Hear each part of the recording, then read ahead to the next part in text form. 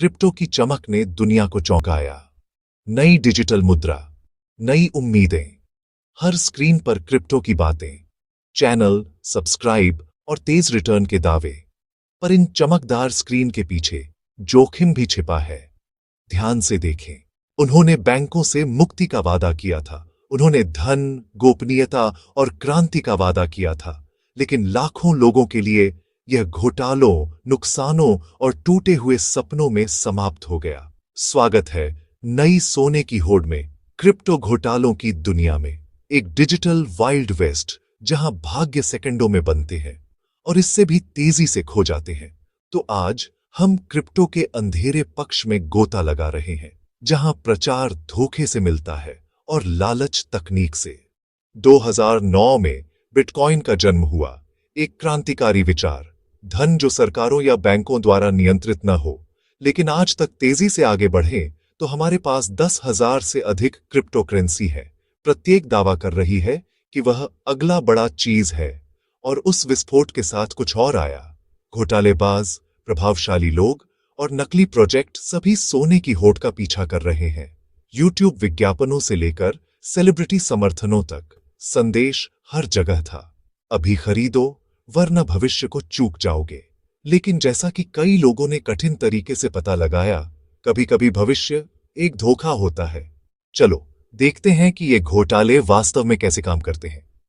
चरण 1, प्रचार। एक नया टोकन लॉन्च होता है जिसमें भारी रिटर्न के वादे होते हैं, अक्सर नकली रोडमैप या एआई जनरेटेड व्हाइट पेपर द्वारा समर्थित। चरण 2, प्रभावशाली पंप। इन्हें क्रिप्टो गुरुओं या नकली तकनीकी विशेषज्ञों द्वारा सोशल मीडिया पर प्रचारित किया जाता है। चरण 3, फोमो प्रभाव।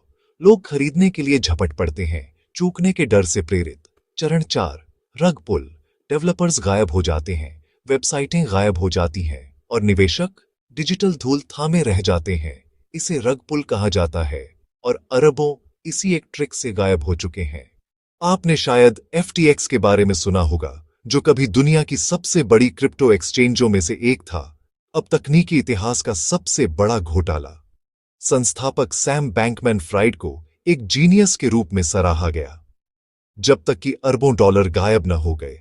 फिर लूना और टेरा USD था, एक तथाकथित स्टेबल कॉइन जो रातों रात ढह गया, 6 बिलियन मूल्य को मिटा दिया। और स्क्विड गेम टोकन को कौन भूल सकता है, यह 23 मिलियन प्रतिशत से ऊपर उछला।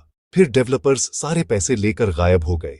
ये दुर्लभ मामले नहीं हैं, ये चेतावनियां हैं, क्योंकि क्रिप्टो में जो चमकता है वह सब डिजिटल सोना नहीं होता। अब घोटालेबाज स्मार्ट हो रहे हैं। एआई के लिए धन्यवाद। एआई जनरेटेड वेबसाइटें, नकली चेहरे और यहां तक कि एलन मस्क या विटालिक ब्यूटेरिन के डीप फेक वीडियो नकली क्रिप्टो कॉइन्स को प्रचारित करने के लिए इस्तेमाल हो रहे हैं। चैटबॉट अब पूरी नकली ग्राहक सहायता वार्तालाप संभाल सकते हैं। और एआई वॉइस क्लोनिंग, इसे निवेशकों को विश्वसनीय एक्सचेंजों पर फंड भेजने के लिए धोखा देने के लिए इस्तेमाल किया जा रहा है।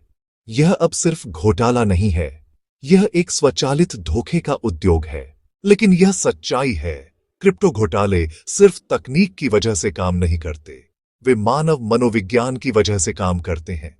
तेज धन का वादा, पीछे छूट जाने का डर, कोर्ट से चलने वाली दुनिया में नियंत्रण का भ्रम। यह वही मनोविज्ञान है जिसने 1800s में सोने की होड़ को ईंधन दिया था। केवल अब सोना आभासी है। सही घोटाला झूठ नहीं बेचता, वह सपने बेचता है। तो क्रिप्टो आगे कहां जाता है? सरकारें कदम उठा रही हैं, अपने डिजिटल मुद्राएं बना रही हैं, जैसे भारत का ई-रुपया या चीन का डिजिटल युआन।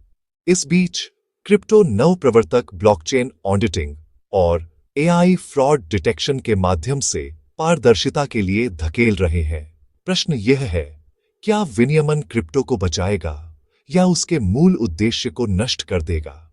क्योंकि क्रिप्टो स्वतंत्रता पर बनाया गया था, लेकिन बिना नियमों की स्वतंत्रता हमेशा एक कीमत के साथ आती है। क्रिप्टो ने बिचौलियों के बिना भविष्य का वादा किया था, लेकिन उस सपने का पीछा करते हुए कई लोगों को नए मिले लालच, धोखा और अराजकता। तो अगली बार जब आप कोई एक बार जीवन में क्रिप्टो अवसर देखें, यह याद रखें, अगर यह बहुत अच्छा लगने को अच्छा लगे तो शायद ऐसा ही है।